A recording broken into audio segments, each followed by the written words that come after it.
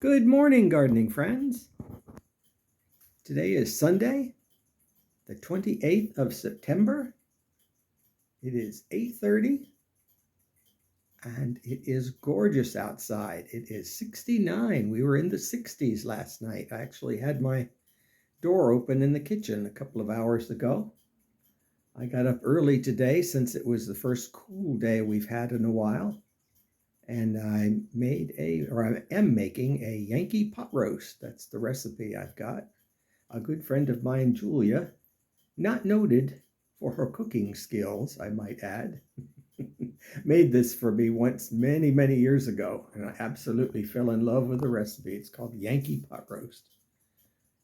The secret ingredient is some ketchup, but right now it's braising, and it's got to braise until the meat gets tender, and then I'll be throwing in the vegetables for the last hour and a half to 2 hours of cooking.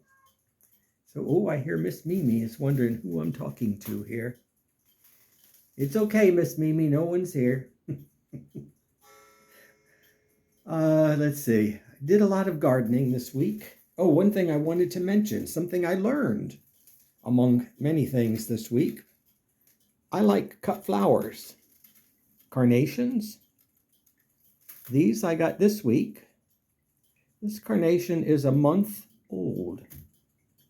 And I Googled it, looked it up in some books, and it turns out that I inadvertently cut this particular carnation right below a node. There's actually a little bump of a node there. Basically, a node is this little bump. And if you cut the carnation, the cut flower there, it will actually soak up water faster, more than if you cut it in the middle of a node. So basically it lasts longer. Normally I cut those bumps off, and I always used to cut right slightly above the bump or node just to make it easier to slide in the vase.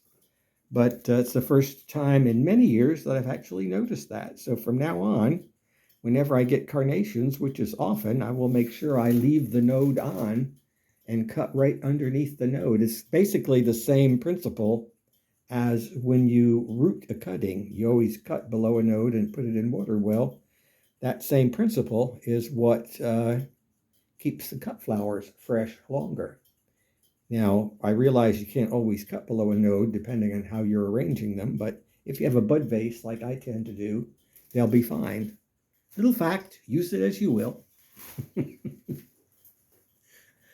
My Phalaenopsis is still doing well here. And for some reason, the other two bloom stalks have not turned brown yet on this particular one. So I don't often wonder, well, I wonder why, but I don't spend sleepless nights wondering about it. Let's see what Miss Mimi is up to. I heard her meowing sourfully in here. She doesn't go out much anymore. Well, she must be in her happy spot. Her happy spot is underneath this daybed here. But here you can see the other Phalaenopsis. Truth be told, this one did lose a couple of blooms from the bottom, but it's still there, and this one is still around.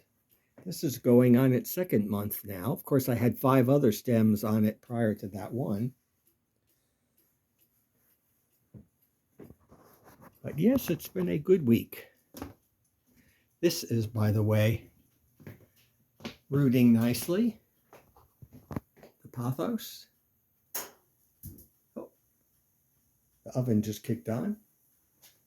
But yes, let's go for a walk outside.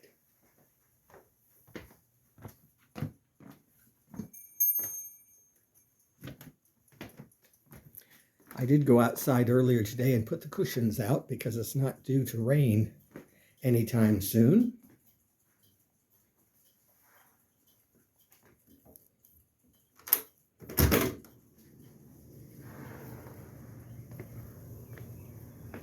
It feels so nice out here to not have that humidity. I did decorate a little bit my potager for the fall. I I kind of disguised my sorry looking cucumber by putting a clump of pumpkins there.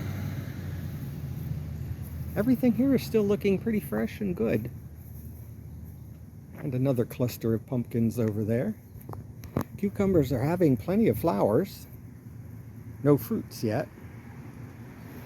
My sage got all eaten up. I don't know what was eating my sage, but something did. But the blackberry bushes are doing really well. They are thornless. I am going to bind them to the fence to sort of keep them flat.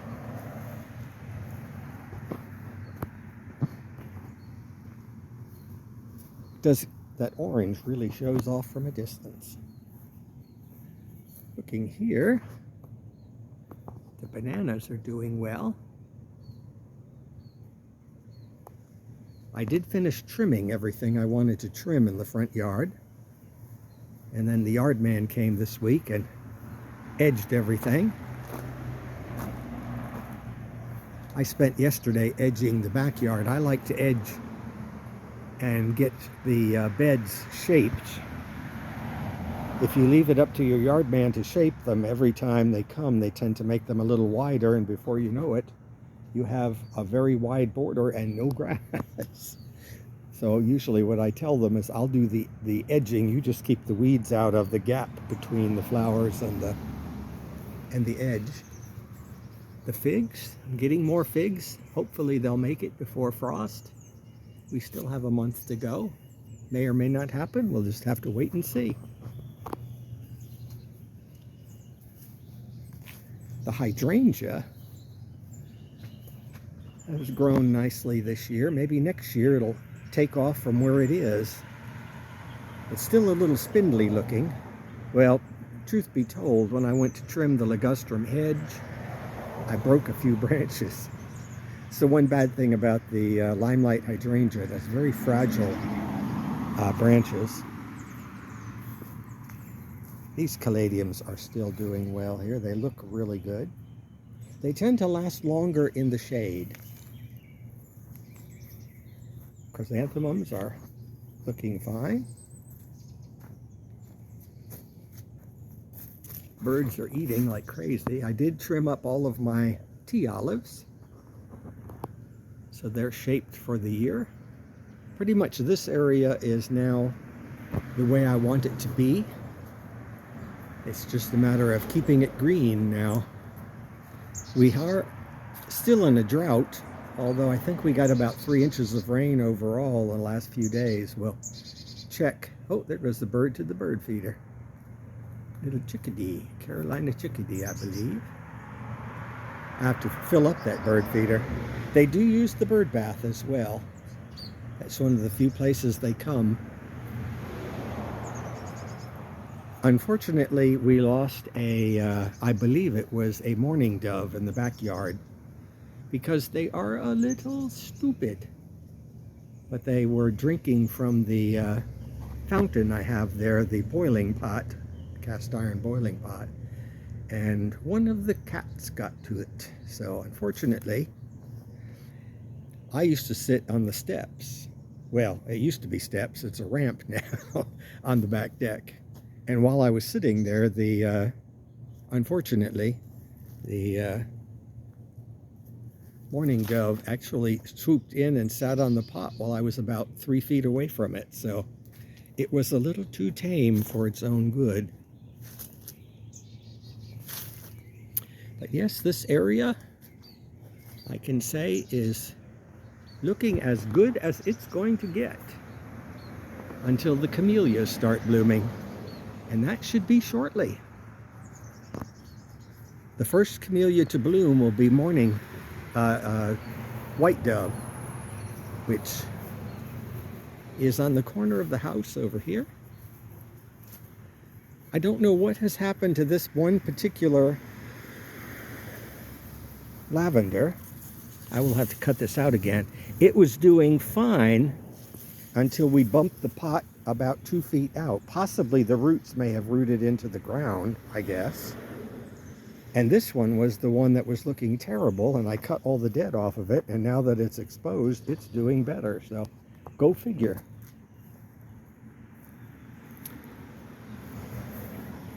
Up in here, I've got to clean the stem of the cycad again. But you can see the fruits are starting to pop out. This year's fruits, last year's fruits, year before's fruits, and the year before that. So 1, 2, 3, 4 years worth of fruits on that one cycad. Back in here, all is well. I think I could probably take my equisetum or horsetail into the backyard. Kittens are old enough now, they won't be bothering it. They're not really kittens anymore. My tomato is growing hand over fist. The tip that I broke off a couple of weeks, or last week, has grown over already. Or at least it has been covered over by new growth. And I have some tomatoes. Hopefully they'll make. I think I told you before, they're called Husky. That is the best bearing cherry tomato that I found. Well, that you can buy commercially. They sell them pretty much everywhere, but I got that at Lowe's. Let's see.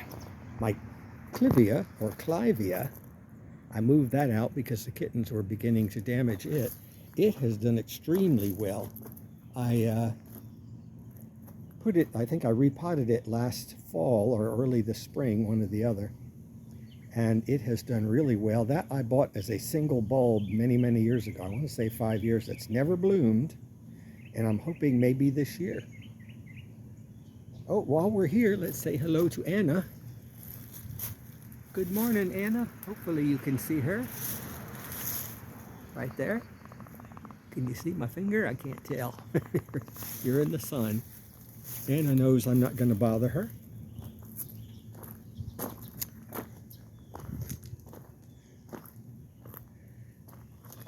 This always looks good here. The one good thing about this is the sunnier side and facing east. And so it always has blossoms that face this way, the mandevilla. This lavender loves its life over here. That I've had for about 5 years. It got stepped on. That's why it splayed out a little, but it didn't kill it.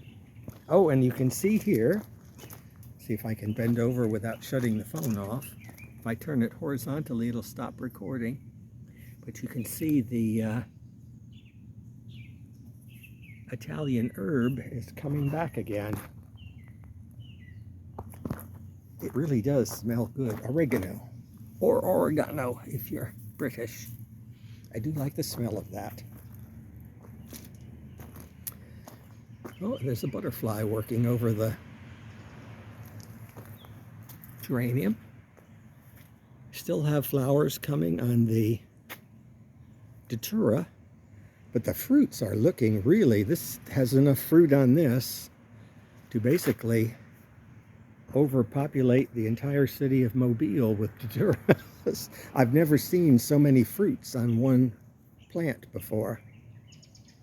I've never actually seen it, but I believe these fruits actually explode when they dry and scatter their seeds around. Because the seeds spread quite far away from the mother plant. Back in here, all is well. Of course, there'll be no satsumas this year. These jasmines, Confederate jasmines, are doing really well here. Of course, last year this time, these were ivies, the green and white ivy, but for some reason they started dying out. And the jasmine will last forever, so hence I planted them. Cordyline is still doing well.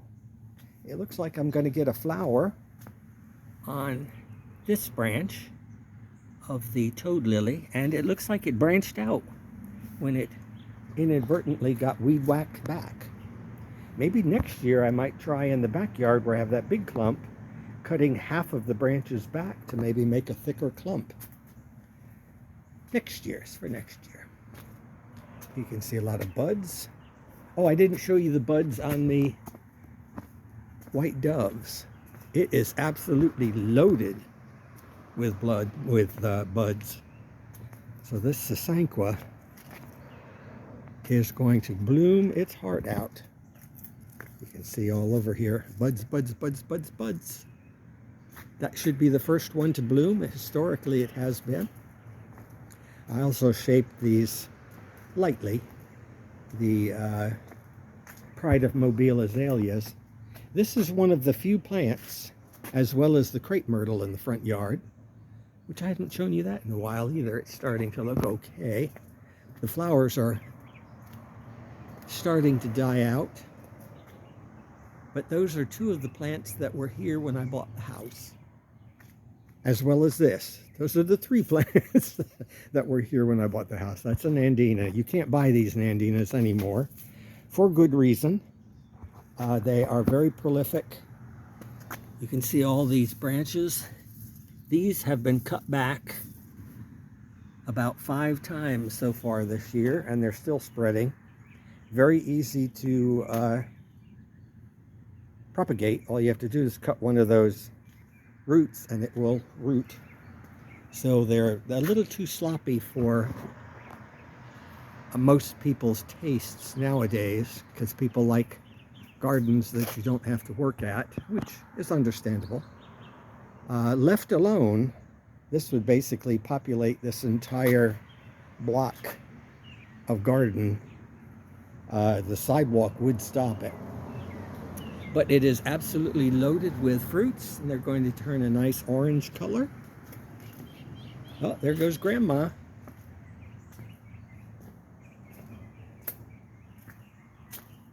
She was the one that fed all of the kittens, besides her own.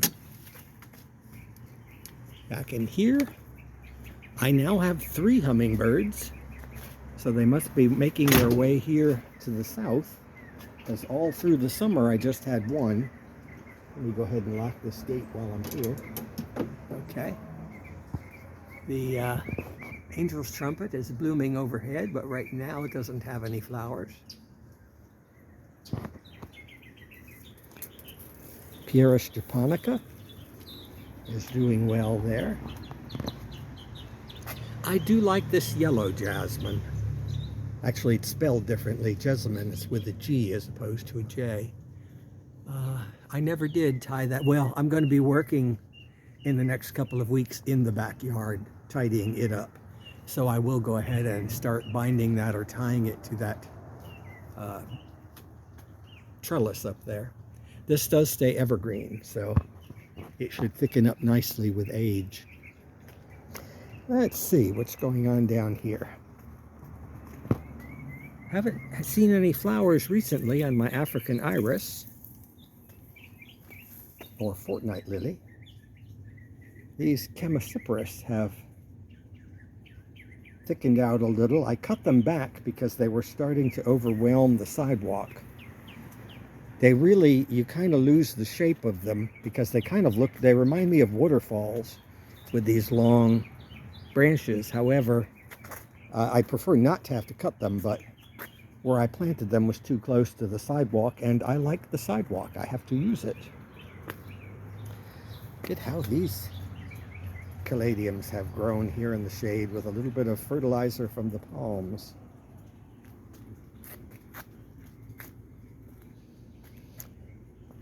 This isn't doing fantastically well, the iachroma. I don't think it's bloomed yet this year, but that's my fault because I cut it back. It got a little too tall. Back in here, all is well. I've got a few flowers coming here and there on my Kefir pears. The pears did not do well this year. It was too moist, and so a lot of the leaves you see have dried up. And I think I had some disease run through it because some of the branches just actually browned and crisped, but it is what it is. The garçonnière is still looking fine. The bougainvillea is really coming into play here. Oh, I have to cut that nandina down a little. The one good thing about those nandinas, that's the same one from the corner of the front porch or front of the house. You can stop them at any point in time. Of course, it's going to be constant maintenance because you have to clear the sprouts at the bottom as well as top it. But the nice thing about it, it is very amenable to being trimmed at any height. You just have to put an effort in. This little cluster of plants looks nice here in the sun. I did like these chrysanthemums because they're bicolor. And the other nice thing about chrysanthemums in the Zone 9A is they will stay green all year round. Right now, it only has a single stem because that's the way commercial chrysanthemums are grown, from a single stem, but it will branch out with time. And you will get 2, possibly, it's not unheard of, 3 blossoms per year from them. But of course I just bought this, so it's going to die back shortly. I'll cut the dead flowers off and just let it stay green, and it will bloom again in the spring. I did notice, I went to my local store here, Al's 5 and Dime, where I get a lot of my bulbs and plants, and they're starting to get in their pansies. A little too early for pansies in my opinion, but they had lots of these little mini carnations, dianthus. So I may replant this because some animal has come there and eaten that one. That one is there from last year. I probably will just cut it back and maybe get 4 for the corners. Oh, this bougainvillea is also leafing out nicely, flowering nicely. It hasn't leafed out all over it. When it got really dry, even though I watered it, it must have gone into dormancy because it lost all of its leaves. Well, now it's leafing out and blooming at the same time.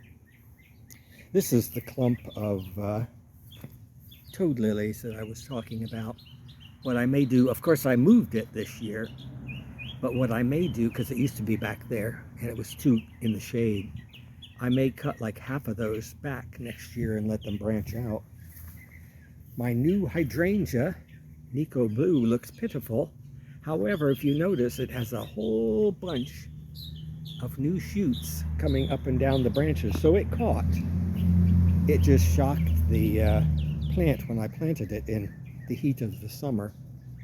So you really can plant any time during the year as long as you're willing to keep it moist. And this pitiful looking plant, boxwood, is growing. I'm waiting to see if I see any growth from at the bottom. I'm going to give it a chance before I dig up one of my spares. And the plumbago is blooming again. Actually, the sign that says plumbago is right in front of the flower.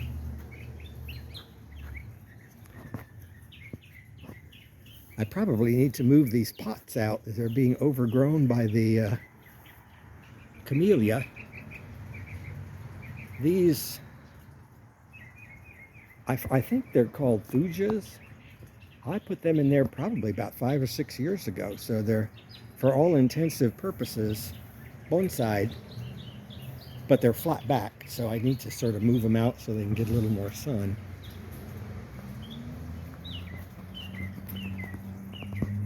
I've trimmed this back this week.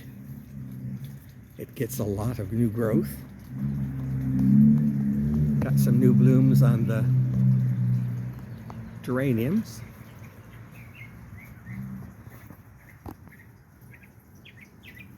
And some new growth on my small palm, really palmetto, Serno and Rapans. This one has taken over. It's got a huge shoot coming out the bottom, and I've got a feeling it's taking over. It realizes it's got space now. Somehow plants do communicate with one another, but in any event, it is really starting to take off, and that is fine. It will fill the void of that one camellia. I haven't looked recently to see if that camellia has sprouted. The roots are still in the ground, so we shall see.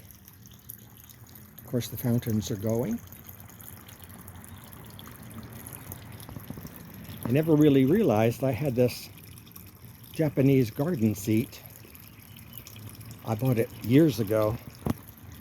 Never really realized it was turquoise before, till I painted the garçonnière turquoise. I still have some growth that is still live on my Spanish moss. One of the things I'll be doing this week, I have to take a friend to a doctor. I have to go to my neurologist, and I also get my car done on Friday. Towards the end of the year, when you get older, at least I tend to book them all at the end of the year. It's amazing as you age how many doctors are keeping you alive. So I get to see all of them before the end of the year. I'm about halfway through.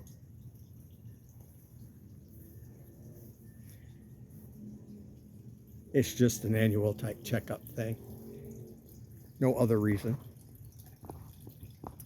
This drought really did a number on the leaves of my fatsia. I don't know if it's going to impact its blossoming or not, but we'll see. But it definitely yellowed the leaves and browned them. Here the gingers are looking fine. Let's look up here at the Canary Island date palm. Oh, well, I can't pull one down. I've trimmed them so far. The, what is that called?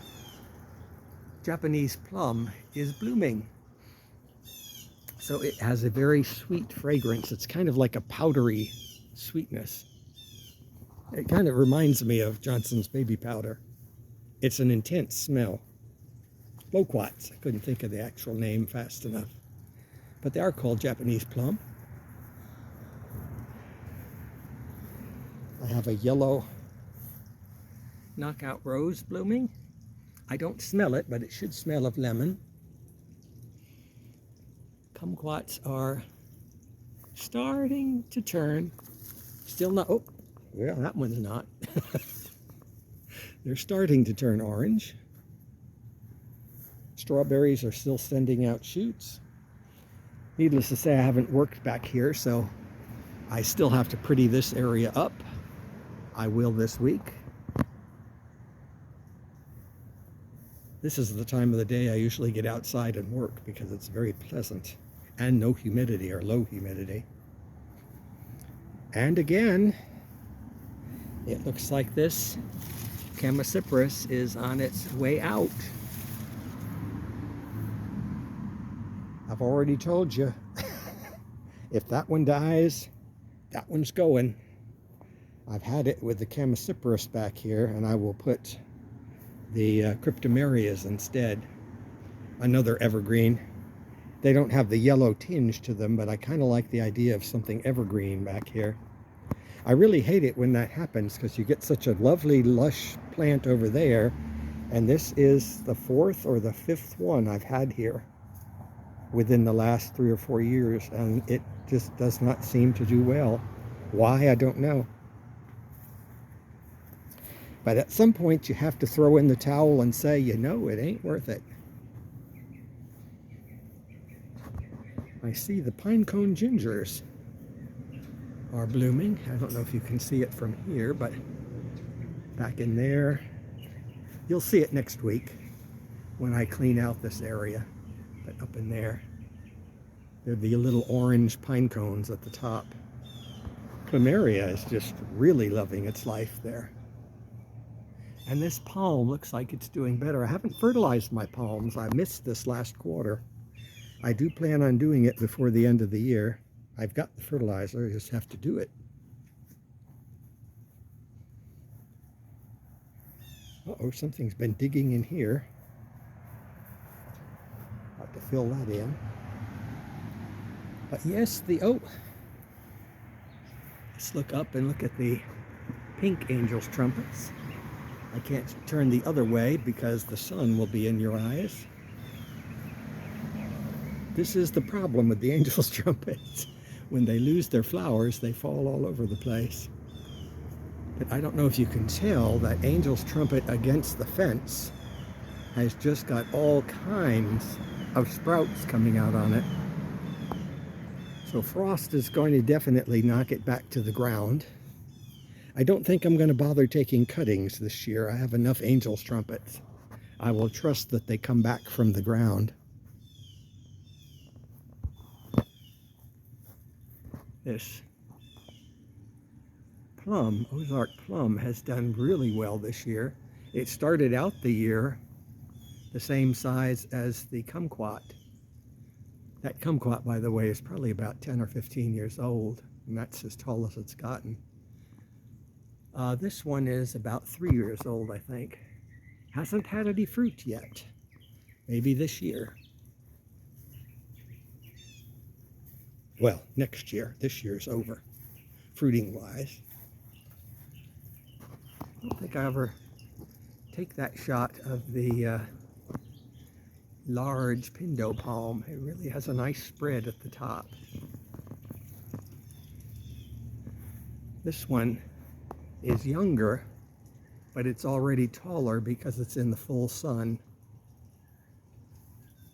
This one I planted, it was one of the third palms that was planted here about 30 years ago. So that's probably about 27, 28 years old. And already, I would say that one is already as tall, not as thick, but it's as tall as the one that's been here for 30 years. And this palm, that palm, I think is about 10 years old.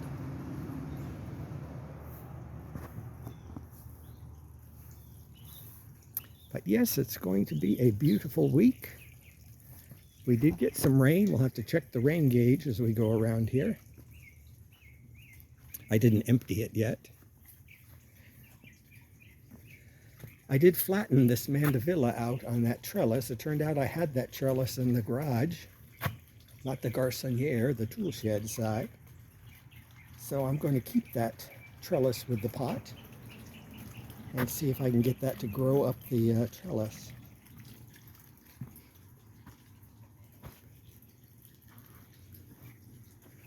Pentas are still blooming. Butterflies seem to like them. They tend to wait for the sun to hit them. My marjoram that I took the root cutting from the front yard lost all of its leaves, but it appears to be sprouting. It's usually hard to kill that. Of course, it may be watered too much because of all the rains. I'm hoping to get some cyclamen. They should be coming in any time now. I did cut one major branch off of my nepenthes. I'm going to be cutting this as well as this, but I didn't have the heart to do it all at one time. I figured I'd do it gradually. Plus, the one that I cut had a lot of yellowed leaves on it. You can tell this one is starting to yellow, but it still has new growth at the tip. So the problem is that's going to have to come in for the winter. And I'm not doing the same thing I did last year. I brought it in with all of its long, whatever you call them, branches. And while I was getting it to the front porch, those little pitchers spit their water all over the house. I won't do that again. And something is still eating my beautiful queen ginger lily. It is sending up a new sprout, but something's already started nipping at the new sprout. But it is what it is at this time of the year. I am thankful to be down south. I don't have to worry about frost for a while yet, so we can enjoy the fall. These are looking beautiful. And this batch I bought about 2 or 3 weeks ago, and it's just starting to bloom. But yes, there you have it for the day. Oh my goodness. I'm hoping this nun's orchid will bloom again. We'll just have to wait and see. I split it up into 3, Hopefully it'll bloom again. And this Sarracenia is doing fine. But yes, it is a beautiful, cool day. Well, I hope you all get to get out in your yards and enjoy them. I'm going to try today. I'll be eating my pot roast here later. But yeah, this is definitely the time of the year to enjoy your gardens if you can. So until next week, take care.